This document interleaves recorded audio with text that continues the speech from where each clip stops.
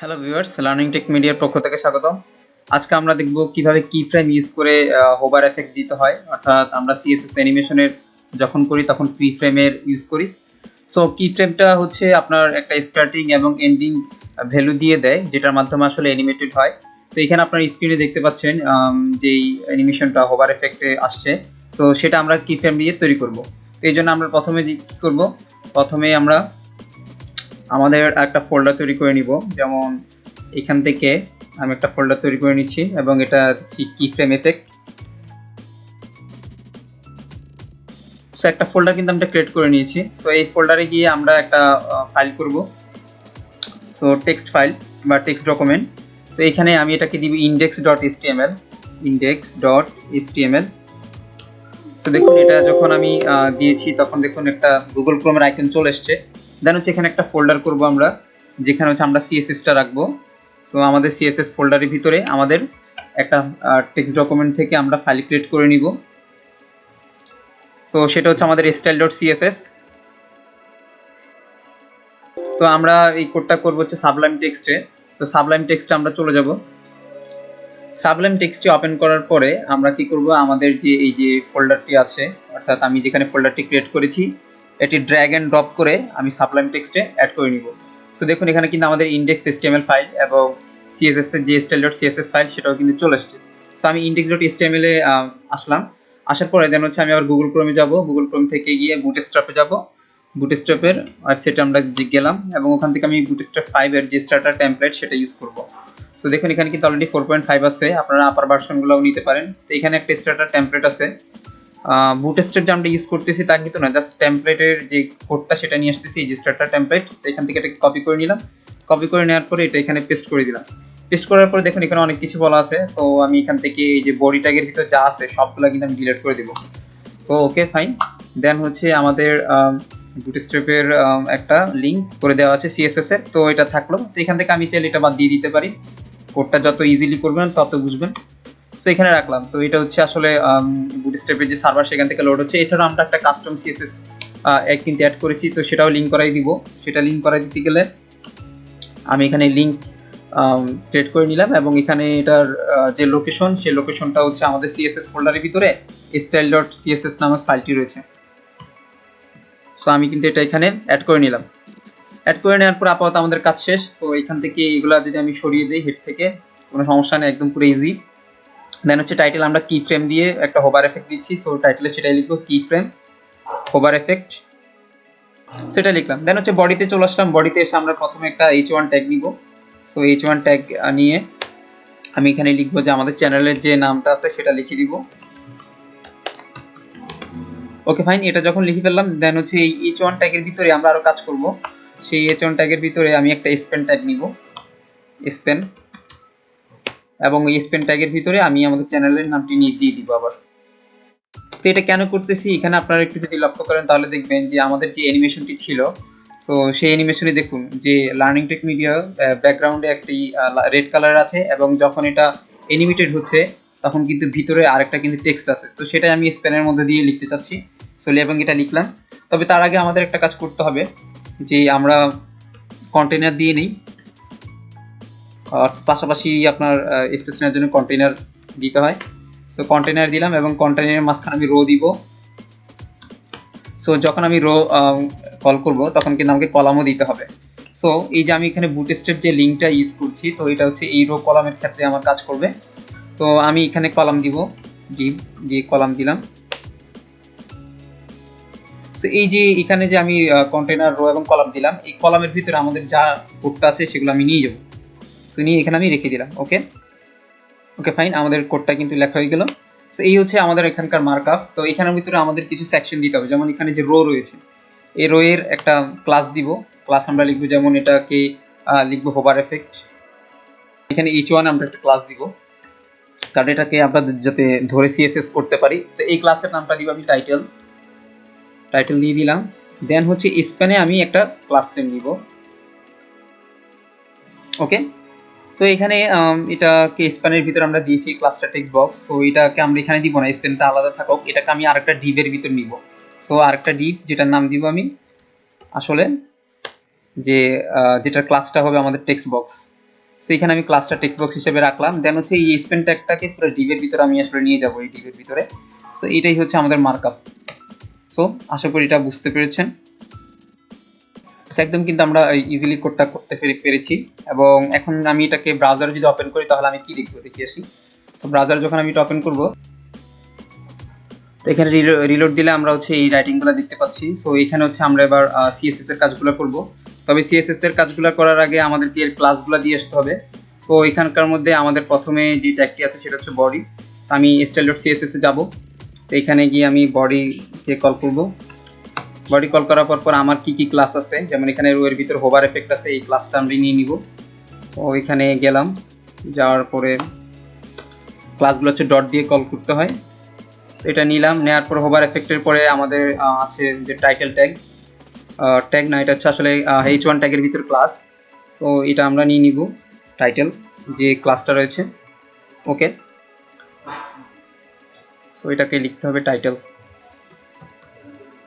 Fine. দেন হচ্ছে আমাদের আরো কি কি রয়েছে। তো আমাদের এখানে আবার টেক্সট বক্স রয়েছে, টেক্সট বক্সের ভিতরে হচ্ছে স্পেন ট্যাগ রয়েছে। সো আমি এখানে টেক্সট বক্স এটাকে কপি করে নিয়ে আগে কপি করে নিলাম, এবং দেন হচ্ছে এখানে এটা পেস্ট করে দিলাম। দেন শেষ এটা। দেন হচ্ছে এখানকার টেক্সট বক্সের ভিতরে যে স্পেন ট্যাগ আছে সেটাকে কল করতে হবে। সো আমাদের সিএসএস এর কাজ আপাতত শেষ। তবে আমাদের এখান থেকে একটা ফন্ট নিয়ে আসতে হবে। সো আমরা গুগল থেকে একটা ফন্ট নিয়ে আসবো। সো এখানে আমি সার্চ দিব গুগল ফন্ট। এটা আনলাম। এটা আনার পরে আমি এখান থেকে ওয়েবসাইটের জন্য উপযোগী একটা ফন্ট নিব, পপিন্স যে ফন্টটা আছে এটা নিলাম। নেওয়ার পর থেকে এখানে আমি এটার যে রাইটিং এর যে ফন্ট সাইজ আছে সেগুলো নিয়ে নিব। তো এখান থেকে আমি বেছে বেছে কয়েকটা নিলাম, 600 নিব এবং 700 নিব। নেওয়ার পরে দেখুন এখানে কিন্তু আমাদের সিএসএস এর লিংক অ্যাড করার জন্য যে ইম্পোর্ট, এখানে ক্লিক করতে হবে। ক্লিক করার পরে এখানে দেখুন স্টাইলের ভিতরে যে কথাগুলো আছে এগুলো জাস্ট কপি করে নিয়ে আসতে হবে। কপি করে আমি আমাদের এখানে উপরে গিয়ে ইম্পোর্ট করে নিয়ে আসবো। সো এটা নিয়ে আসলাম উপরে ইম্পোর্ট করে, এবং এখান থেকে গিয়ে ভিউতে আমি ওয়ার্ড র্যাপ করে দিব, তাহলে হচ্ছে এগুলো একসাথে দেখতে পাওয়া যাবে। দেন হচ্ছে বডিতে হচ্ছে আমরা ফন্ট ফ্যামিলি দিব। ফন্ট ফ্যামিলি গুলো হচ্ছে এখান থেকে নিতে হয়, সেটা হচ্ছে আমরা বডিতে দিয়ে রাখবো।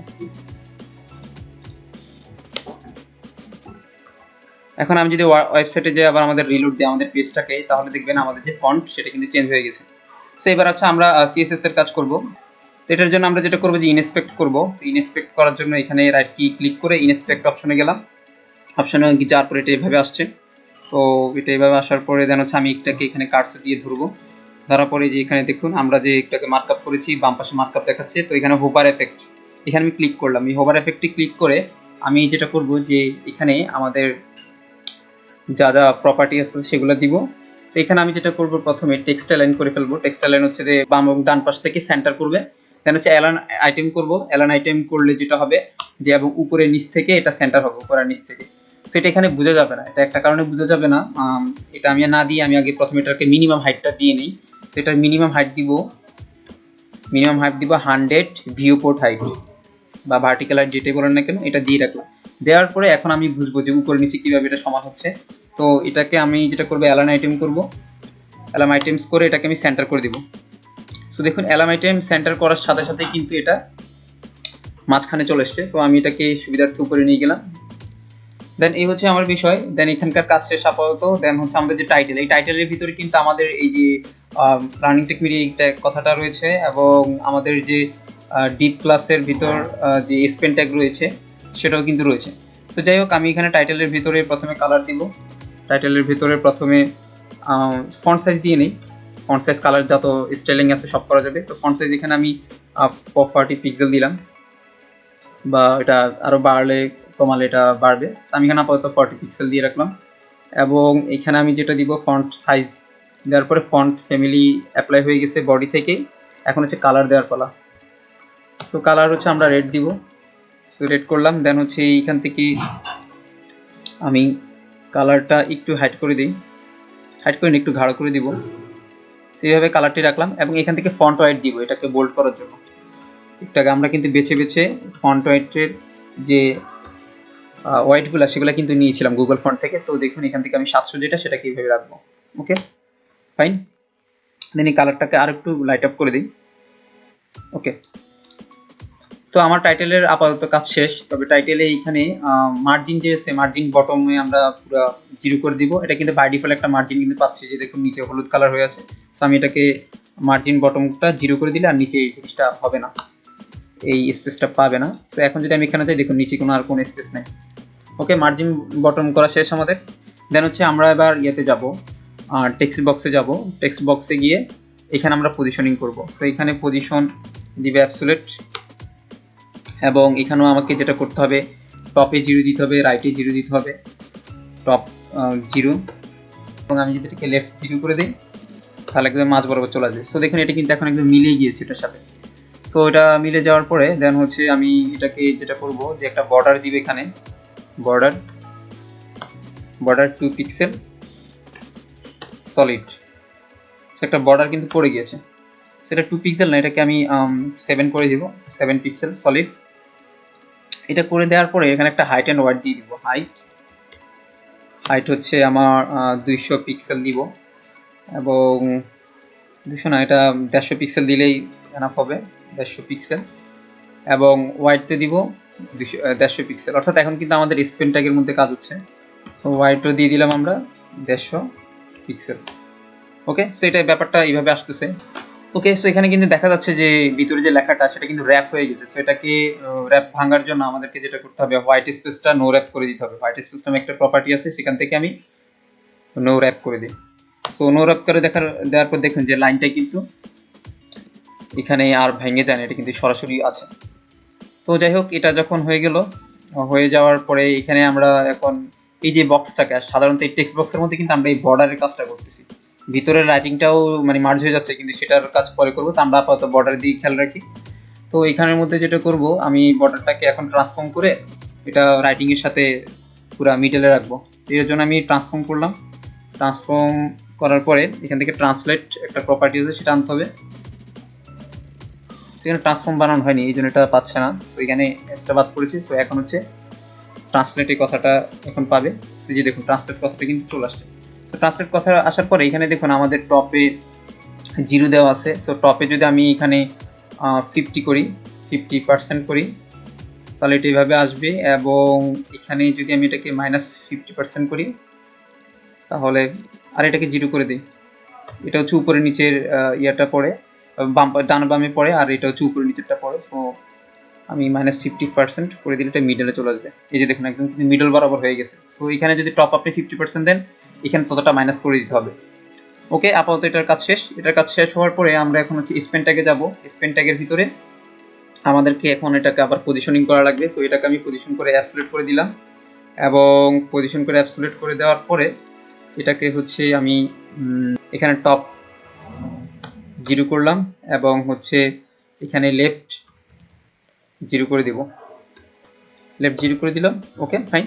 তো এখানে দেখুন আমরা কিন্তু টেক্সট বক্সের ভিতরে এই পজিশনিংটা করছি, আবার ব্যাপার হচ্ছে স্পেন ট্যাগের ভিতরে করতেছি। সো মেইনলি আমাদের হচ্ছে কাজ হচ্ছে এই টেক্সট বক্সের ভিতরে, টাইটেল ইভেন্টের কাজ নেই, টেক্সট বক্স এবং টেক্সট বক্সের ভিতরে যে স্প্যান সেটা নিয়ে, সেটাতে আমরা অ্যানিমেশন করব। যদি আমরা আমাদের এর আগের ইয়েটা দেখি, দেখুন এই ব্যাকগ্রাউন্ডে যেটা আছে সেটা কিন্তু স্ট্যাটিক আছে, কিন্তু উপরে যে বর্ডার এবং এটার ভিতরে যে বর্ডারের ভিতরে স্পেন ট্যাগ সেটা কিন্তু অ্যানিমেটেড হয়।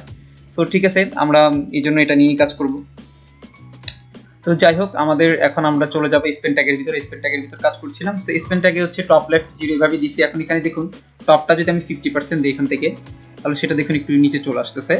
দেন হচ্ছে লেফটে হচ্ছে আমি যদি 50% দিই, তাহলে দেখুন সেটা কিন্তু সরে আসবে, অর্থাৎ আমরা কিন্তু এইটার সাথে মিলাই ফেলবো, অর্থাৎ ব্যাকগ্রাউন্ড আমাদের যে লার্নিং টেকনিক আছে সেটার মানে সমান করে ফেলবো। তো এই জন্য আমাদেরকে যেটা করতে হবে, ট্রান্সফর্ম করতে হবে। ট্রান্সফর্ম করে আমি এটাকে স্কেলিং করে নিব। তো ট্রান্সফর্মে এখানে দেখুন, এখানেও যদি বানান ভুল হয় তাহলে কিন্তু এটা পাবে না। তো ট্রান্সফর্ম কেয়ারফুলি লিখতে হবে, সেটা পেলাম। এবং এখানে হচ্ছে যে ট্রান্সলেট করবে, এটাকে ট্রান্সলেটে এই যে প্রথমে যেটা আছে সেটা হচ্ছে আপনার ডান বাম পাশের হিসাবটা মিলাই। তো আমি এটা বাই ডিফল্ট 0 করে রাখি, কারণ এটা হচ্ছে আমাদের লেফট থেকে আমরা এটা ইয়ে করতে পারবো, এই যে লেফট যে প্রপার্টি সেখান থেকে ডিক্লেয়ার করতে পারবো। আর এটা হচ্ছে উপর নিচে ইয়ে করে, তো এটা হচ্ছে আমি -50% করে দিই। সো -50% করার পরে দেখুন এটা কিন্তু একদম মিডলে চলে আসছে। যদি আপনি উপরে যে টপ যা ভ্যালু দেন, এখানে যদি সেটাকে মাইনাস করে দেন, তাহলে এটা একদম বরাবর মাঝখানে হয়। সো এটা খেয়াল রাখতে হবে। এটা দিয়ে ফেললাম। দেন হচ্ছে লেফট থেকে আমি এটাকে একটু সরিয়ে আনি, এটাকে সরিয়ে নিয়ে একদম ওটার মতো করে ফেলি। এটাকে সরিয়ে আনতে আনতে একদম ঠিক ওটার সাথে ম্যাচ করাতে হবে। ওকে, আমি এটা এইভাবে রাখলাম। দেন হচ্ছে এখানে আমি আরেকটা প্রপার্টি ইয়া করব, সেটা হচ্ছে অ্যানিমেশন দেওয়ার জন্য আমাদেরকে স্কেল করতে হবে। তো এখানে স্কেল কেন করতে হবে, কারণ এটা যাতে বড়ভাবে দেখায়। যেমন আমাদের যে এখানকার যে অ্যানিমেশনটা সেটা যদি দেখায়, দেখুন এই লেখাটা কিন্তু একটু বড় হয়ে দেখাচ্ছে। সো এই জন্যই আমাকে এখানে কিন্তু স্কেল করতে হবে। তো এই জন্য আমি এখানে গিয়ে সাথে স্কেলটা অ্যাড করে দিব। তো স্কেল হচ্ছে বাই ডিফল্ট 1.5 থেকে আমি সেটা করে দিলাম। স্কেল করার পর দেখুন এটা কিন্তু একটু বড় হয়ে গেছে। আমরা এখান থেকে যে স্টাইল আছে এই স্টাইলের ভিতরে কিন্তু সবগুলা কোড কিন্তু চেঞ্জ হয়ে গেছে, কিন্তু আমাদের কিন্তু মেইন ফাইলে সেটা আসে না। তো আমি এখান থেকে সবগুলা কপি করে নিব। সেখান থেকে কপি করে আমি এই যে আমার এখানে যা আছে এটাকে সবগুলো সিলেক্ট করে এগুলো আগে কেটে দিব এবং এখানে হচ্ছে পেস্ট করে দিব। পেস্ট করলে পুরো কোডগুলো সব এখানে চলে আসলো। পুরো কোড চলে আসার পরে আমি এটাকে কন্ট্রোল এস দিয়ে সেভ করব। সেভ করে দেওয়ার পরে দেখুন এখন কিন্তু রিলোড দিলেও এটা যাবে না, এটা কিন্তু আছে। এখন হচ্ছে আমাদের অ্যানিমেশনের পালা। সো অ্যানিমেশনের জন্য আমরা কি ফ্রেম ইউজ করব। সো কি ফ্রেম ইউজ করার জন্য আমাদের আগে এখানে লিখতে হবে অ্যানিমেশন, অর্থাৎ আমরা টেক্সট বক্সের ভিতরে অ্যানিমেশন করব এবং টেক্সট বক্সের যে লেখাটা আছে সেটার মধ্যে অ্যানিমেশন করব। সো এখানে অ্যানিমেশন দিব, অ্যানিমেশন শুধু অ্যানিমেশন দিব। সো অ্যানিমেশনটা দেওয়ার পরে আমাদের এখানে এই কি ফ্রেমে আমরা যে নামে এটাকে অ্যানিমেশন করব সেই নামটা দিতে হবে। তো আমি এখানে একটা নাম দিই, যেমন টেক্সট বর্ডার। এটাকে আমি এইভাবে লিখতে হবে, টেক্সট বর্ডার। দেন হচ্ছে এটা হচ্ছে 10 সেকেন্ড ধরে হচ্ছে অ্যানিমেশন হবে এবং এখানে কিছু প্রপার্টি ভ্যালু আছে ওগুলা দিয়ে নিই। Infinite ease and out, ease in and out, ease in out. Okay, so এটা হচ্ছে অ্যানিমেশন প্রপার্টি। সো এটা অ্যানিমেশনে এফেক্ট ফেলবে টেক্সট বর্ডার নামক কি ফ্রেমের উপরে। সো আমি কি ফ্রেমটা করি, আমি আগেই বলেছি যে কি ফ্রেম হচ্ছে একটা স্টার্টিং এন্ড এন্ডিং ভ্যালু দিয়ে থাকে। সো কি ফ্রেমটা এইভাবে লিখে সেকেন্ড ব্র্যাকেট দিতে হয়। তো এখানে দেখুন কি ফ্রেমটা কিন্তু আসলে লাল কালারের আসার কথা, এটাই হচ্ছে এডিটরের মাহাত্ম্য। তো এখানে কিন্তু আসেনি, তার মানে লেখা ভুল হয়েছে। সো আমি এখানে একটা এস দিলে কিন্তু কি ফ্রেমসটা দেখাচ্ছে। ওকে, সো কি ফ্রেমসের ভিতর আমি একটা নাম দিই, যেমন টেক্সট বর্ডার, এটা নাম দিলাম।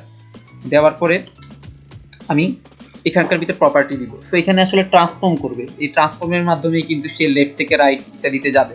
সো এটার স্টার্টিং ভ্যালুটা হচ্ছে 50%। যখন সে অ্যানিমেটেড হবে তখন হচ্ছে একরকম প্রপার্টি দেখাবে, আবার যখন এটা 50% হবে তখন আরেক রকম দেখাবে। তো এগুলো আপনারা আপনাদের মতো করে দিতে পারেন, তবে আমি এটা ম্যাচ করে দিচ্ছি। এগুলো রিসার্চের কিছু বিষয় আছে। সো এটা হচ্ছে 50% করে দিলাম। ওকে, এখানে টেক্সট বর্ডারে আমাদের অ্যানিমেশনের যে কি ফ্রেম সেটা ইউজ করা শেষ। এখন হচ্ছে স্প্যানই আমাদের ইউজ করতে হবে। তো স্প্যানও আমি যে সেই কোডটা লিখবো, টেক্সট বর্ডারে অ্যানিমেশন করার যে কোড সেটা আমি এখানে দিলাম। তবে এখানে কিন্তু একটা জিনিস খেয়াল করবেন যে এখানকার যে ট্রান্সফর্ম সেটার মধ্যে কিন্তু স্কেলিং করা, স্পেন ট্যাগের যে ট্রান্সফর্ম সেটার মধ্যে কিন্তু স্কেলিং করা, কিন্তু টেক্সট বর্ডার যেটা বা টেক্সট বক্স যেটা সেখানের মধ্যে কিন্তু এটা স্কেলিং করা নাই। দ্যাটস ওয়াই কিন্তু এখানেই অ্যানিমেশন হয়ে বড় করে দেখাবে। তো এবং আপনাকে যখন কি ফ্রেম ইউজ করতে হবে তখন হচ্ছে এই জিনিসগুলো মাথায় রাখতে হবে। সো আমি এখানে অ্যানিমেশন আগের মতোই দিলাম, জাস্ট এখান থেকে নামটা চেঞ্জ করতে হবে। সো নামটা চেঞ্জ করার জন্য এখানে লিখতে হবে টেক্সট মুভ। এটা আপনাদের মতো করে আপনারা নাম দিতে পারেন, তবে এই ভ্যালুগুলো মিল থাকা লাগবে। এই যে এখানে আপনি অ্যানিমেশন করার ক্ষেত্রে যে নামটা দিচ্ছেন কি ফ্রেমও কিন্তু সেই নামটা থাকা লাগবে। তো যাই হোক, এখানে সবকিছু ঠিক আছে, বাট এখানকার যে ট্রান্সফর্ম সেটা কিন্তু এটার মতো না।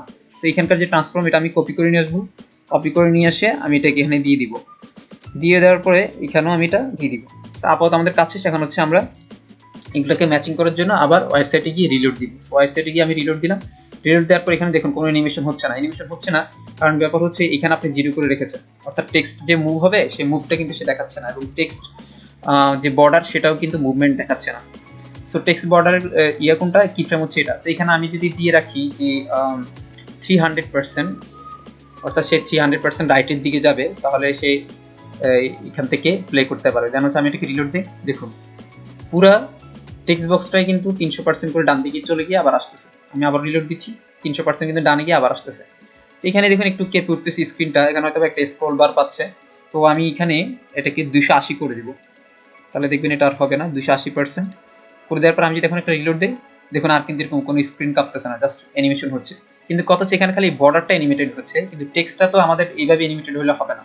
টেক্সটটাকে আমাদের হচ্ছে আর উল্টা দিকে যেতে হবে। তো আমি ব্যাপার হচ্ছে এটাকে এটাকে কপি করব, কপি করে এখানে নিয়ে আসবো। এখানে নিয়ে এসে আমি এটাকে পেস্ট করব এবং -20% করে দিব, অর্থাৎ সে উল্টা দিকে যাবে। বর্ডার যেদিকে যাবে টেক্সটটা তার উল্টা দিকে যাবে। সো এখন আমি রিলোড দিই, রিলোড দিলে দেখুন বক্সটা একদিকে যাচ্ছে আর টেক্সটটা অন্যদিকে যাচ্ছে। তো যেহেতু টেক্সটটা একটু বড় শুধু টেক্সটে কিন্তু এত বেশি দেওয়া যাবে না, মানে লেফটে করা যাবে না। সো আমি এটাকে 180 করে দেখি কি অবস্থা। সো 180 করে দিই। সো 180 করে দেখলাম এই যে হ্যাঁ এটা কিন্তু আসতেছে। ওকে, তো এখন এটা যখন হয়ে গেছে, হয়ে যাওয়ার পরে এখানকার আমার মনে হচ্ছে যে আর একটু বেশি যাওয়া দরকার, এই জন্য এটাকে 290 করে দিই, কারণ আপনাকে ভিতরে লেখাটা যাতে পুরো বক্স কভার করে সেটা দেখতে হবে। সো ওকে ফাইন, এটাই কিন্তু আসতেছে। ওকে, এটা যখন এসেই গেছে আমাদের আপাতত কাজ শেষ। এখন আমাকে যেটা করতে হবে, এই যে আমার যে ভিতরের লেখাটা সেটা কিন্তু বাইরে দেখা যাবে না, সেটা খালি বক্সের ভিতরেই দেখাবে। এই জন্য সেই লেখাটা হচ্ছে টেক্সট বক্স স্প্যান, এখানে হচ্ছে আমরা একটা ব্যাকগ্রাউন্ড কালার দিয়ে দিব। ব্যাকগ্রাউন্ড কালার আমরা হোয়াইট করে দিব। এখানে ব্যাকগ্রাউন্ড কালারটা যখন হোয়াইট করে দিলাম, তখন আমি যদি এটাকে রিলোড দেই তাহলে কি দেখাচ্ছে দেখছেন? ব্যাকগ্রাউন্ড হোয়াইট করে দেওয়ার কারণে সে কিন্তু এটাকে বক্সের উপর নিয়ে আসতেছে। এই জন্য আমাকে ওভারফ্লো হিডেন করে দিতে হবে, তাহলে সে বক্সের মধ্যে এটা যাবে। ওভারফ্লো হিডেন, ওভারফ্লো হিডেন করে দিলাম। ওভারফ্লো হিডেন করে দেওয়ার পরে আমি যদি এটা এখন রিলোড দিই, দেখুন ব্যাপারটা কিভাবে আসবে। সো কোথায় ওভারফ্লো হিডেন করলাম দেখি। সো এখানকার ওভারফ্লো হিডেনটা বা ব্যাকগ্রাউন্ড কালার এই যে এই চেঞ্জটা, এটা কিন্তু আসলে স্পেন ট্যাগের ভিতরে হবে না, এটা হবে আপনাদের যে টেক্সট বক্স রয়েছে সেখানে। সো টেক্সট বক্সের ভিতরে যখন আমি এটা বসিয়ে দিব, তখন আমি যদি এটাকে রিলোড দেই তখন দেখবেন এটা বক্সের ভিতরে এটে গেছে। দেখছেন এটা কিন্তু বক্সের ভিতরে এটে গেছে। সো এটা যখন এরকম কাজ হচ্ছে, তখন আমি যেটা করব যে এটা কালারটা একটু চেঞ্জ করে দিতে পারি, অর্থাৎ আমাদের যে টেক্সট বক্সের ভিতরে যে স্প্যানের কালারটা সেটাকে আমি ব্লু করে দিতে পারি। সো এখানে টেক্সট বক্সের ভিতরে যে টেক্সটে স্প্যানের যে কালারটা, স্প্যান ট্যাগের ভিতরে আমি যে লেখাটা লিখেছি সেটাকে আমি ব্লু করে দিই। সেটা যখন ব্লু করে দিলাম, দেখুন আমাদের কিন্তু অনেকটা অ্যানিমেশন কমপ্লিট। এই যে দেখুন এটা কিন্তু এভাবে দেখাচ্ছে। ওকে, তো যাই হোক আমাদের অ্যানিমেশনটা হচ্ছে, কিন্তু এখানে খেয়াল করুন এখানে অ্যানিমেশনটা কিন্তু একদম প্রপার ওয়েতে হয়েছে, কারণ এখানে বর্ডারটা কিন্তু অনেক বড় এবং লেখাটাও কিন্তু ঠিক অনেকটা ফুটে উঠছে। তো এখানে এই ব্যাপারটা হচ্ছে আমাদের বর্ডার বড় করতে হবে এবং লেখাগুলোকে এখানে মার্জ করতে হবে। সো এটার জন্য আমরা যেটা করব যে আমাদের যে কোড আছে সেটাতে আবার যাব, যার পরে দেখুন এখানকার যে টেক্সট বক্স সেটা কিন্তু হাইট এন্ড ওয়াইড ছিল 150, সো আমরা এটাকে কিন্তু 200 করে দিব। সো এটাকে আমি 200 করে দিলাম এবং 200 করে দেওয়ার পরে আমি যেটাকে সেভ করার পরে যদি রিলোড দেই, এখানে দেখুন বর্ডারটা কিন্তু বড় হয়ে যাবে। সো বর্ডারটা কিন্তু বড় হয়ে গেছে। সো লেখাটাও কিন্তু ফুটে উঠতেছে, কিন্তু লেখাটা কিন্তু পুরোটা কভার করতেছে না। আমি যদি আবার রিলোড দেই, দেখুন পুরো মিডিয়ার পুরো লেখাটা কভার করতেছে না। সো এটার জন্য আমাদের যেটা করতে হবে যে এখানকার যে পজিশনিংগুলো সেগুলো চেঞ্জ করতে হবে। যেমন স্পেন ট্যাগের ভিতর লেখাটা কিন্তু লেফটে ছিল 258%, সো আমি এটাকে যদি একটু কমাই দিই তাহলে পুরো লেখাটা কিন্তু কভার হওয়ার কথা। সো আমি এটা সেভ করলাম, সেভ করে আমি যদি এখন রিলোড দিই, দেখুন এখন কিন্তু পুরো লেখাটাই দেখাচ্ছে। ওকে, একদম পুরো অ্যানিমেশনটা কিন্তু আগের মতো হয়ে গেছে। তো এখানে অ্যানিমেশন আমি আরো কিছু জিনিস চেঞ্জ করতে পারি, যেমন ধরেন এটাকে একটু স্লো করার জন্য কমিয়ে দিলাম -170%। আর এখানে যে টেক্সট বর্ডার ছিল সেটা যাতে আরেকটু তাড়াতাড়ি মুভ করে সেটাকে 300% করে দিলাম। সো 300% করে দেওয়ার পরে আমাকে এটা সেভ করতে হবে। সেভ করার পর আমি যদি রিলোড দিই, এখন দেখুন পুরো একদম আগের মতো অ্যানিমেশন হচ্ছে। সো ওকে, এখানে দেখুন যে অ্যানিমেশনটা এবং এখানকার যে অ্যানিমেশনটা সেটাও রিলোড দেওয়ার পর দেখুন হুবহু হচ্ছে। সো আজকে এটুকু পর্যন্ত, ধন্যবাদ সকলকে।